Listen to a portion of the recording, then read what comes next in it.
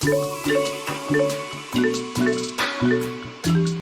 everyone, I am Pia, and for today's video, we will be talking about utilitarianism. So first, what is utilitarianism?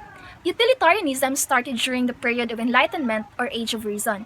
It is a theory of morality which advocates actions that foster happiness or pleasure and opposes actions that causes unhappiness or harm. Example, you wanted to buy an ice cream. The utilitarian view is that you would choose the flavor that will give you most pleasure. It is also an ethical theory that determines right from wrong by focusing on outcomes. Utilitarianism holds the most ethical choice that one will produce the greatest good for the greatest number. For example, assume a hospital has 4 people whose lives depend on organs transplants, a heart, kidney, lungs, and liver. If a healthy person wanders into the hospital, his organ could be harvested to save 4 lives at the expense of 1 life. This would produce the greatest good for the greatest number. But few would understand and would consider it as an acceptable courses of actions, let alone the most ethical one. So in general, whatever is being evaluated, we ought to choose the best overall result. We always choose the option or policy that maximizes utility. Maximizes utility means we need to choose the actions or policy that produces largest amount of actions. So, although utilitarianism is the most reason-based approach in determining right and wrong, let us not forget that it has also a limitation.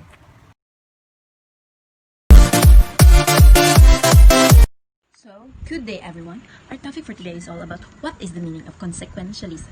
So, let's start. Consequentialism is a theory that suggests an action that is good or bad, but depending on its outcome. An action that brings about more benefit than harm is good, while an action that causes more harm than benefit is not. Maria Polines Gallardo. In addition, other forms of consequentialism are utilitarianism, ethical egoism, and negative consequentialism. So first, let's talk about a brief description and example of utilitarianism. When we say utilitarianism, it is a simplest form of consequentialism, classical or hedonistic utilitarianism, which asserts that an action is right or wrong according to whether it maximizes the net balance of pleasure over pain in the universe.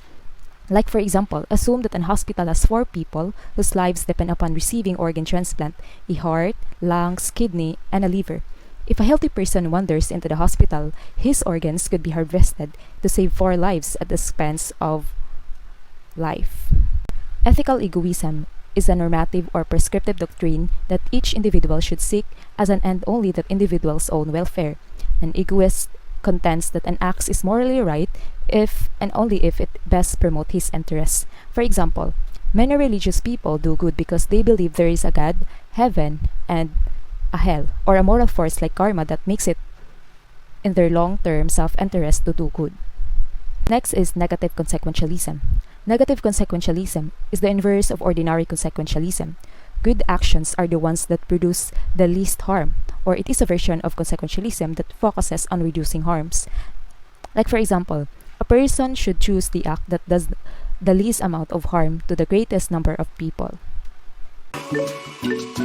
Good day, I am Kyla Cuesta, and let us talk about the infamous and controversial utilitarian phrase from Francis Hutcheson, the greatest good for the greatest number. Let us not beat around the bush. Let's put it this way. 5 pieces of bread is more preferable than 1 piece, right? Same as in our lives, a decision that would be more advantageous or would benefit the majority would be more preferable than a decision that would only guarantee an advantage for a single or for fewer people. A quick example, just bomb a location, sir. Does that line ring a bell? Well, these were the last words of Private First Class Dan Ryan Bangot during their fight against the Mahuti ISIS terrorists. Bayat sacrificed himself for him to be able to take down as many enemies that were already surrounding him that time, as many enemies as possible. We will be discussing the topic 3, which is the hedonic calculus. Hedonic calculus is sketched by Jeremy Bentham in chapter 4 of his introduction of the Principles of Moral and Legislation in 1979. So, what is hedonic calculus? So, Hedonic calculus is a method of working out sum total of pleasure and pain produced by an act, and thus the total value of its consequences. So there are 7 criteria to assess pleasure according to the hedonic calculus, namely intensity, duration, certainty, propinquity, fecundity, purity, and extent. So let's start first with intensity. So what is intensity in the hedonic calculus? So intensity is the less intense the pleasure of the action, the less the valuable that action is. However, if the action leads to intense pleasure, then its value goes way up. So the second criteria is the duration. So the duration of the pleasure caused by an act must be also taken into account when assessing the goodness of the act. Short bursts of pleasure or short-lasting pleasure is viewed as less valuable than lasting pleasure. So acts which last for long periods of time are preferred to those which are short-lasting. So that is the duration. Is the certainty. So the certainty criteria refers to the probability of the pleasure resulting from the act. So basically, how likely a certain action will cause a certain action. If you have to choose between an action which might cause pleasure and one that will definitely cause the desired pleasure, then you go with the action. Hi guys, this is Gwen Jimilian and I'm tackling about Bentham hedonic calculus, or also known as cost-benefit analysis. And hedonic calculus there are 7 kinds. So Miss J and Julian is already tackled the 3, which is intensity, duration, and certainty.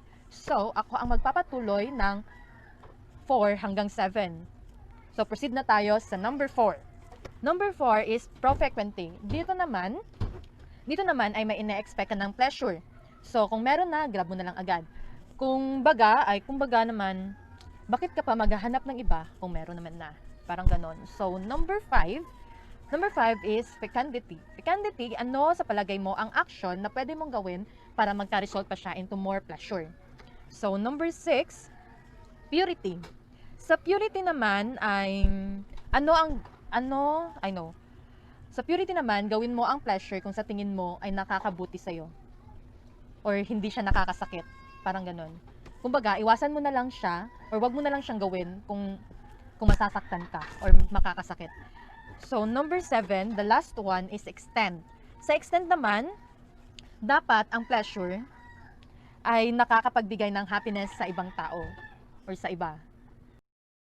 John Stuart Mill was a famous and most influential British philosopher in the 19th century. Mill's utilitarianism is a straightforward with 2 elements. He considers quantity and quality pleasure. According to Mill, happiness or pleasure is that which is the highest importance in life. Pleasure is what makes our life valuable.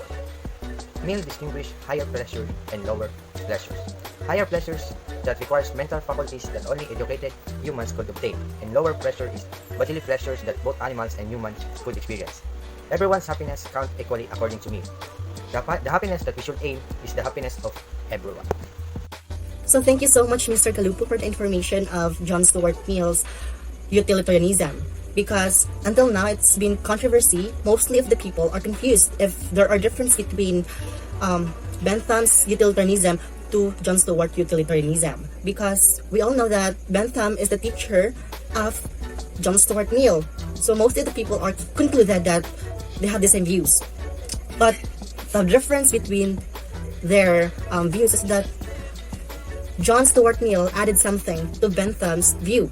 Because in Bentham's view, it is all about greatest happiness for the greatest number. Whether it is moral or immoral, it doesn't matter. But John Stuart Mill added something. He added that there should be a rule, and that rule called rule utilitarianism. Because for him is that every human matters. Every pain or happiness of a person matters.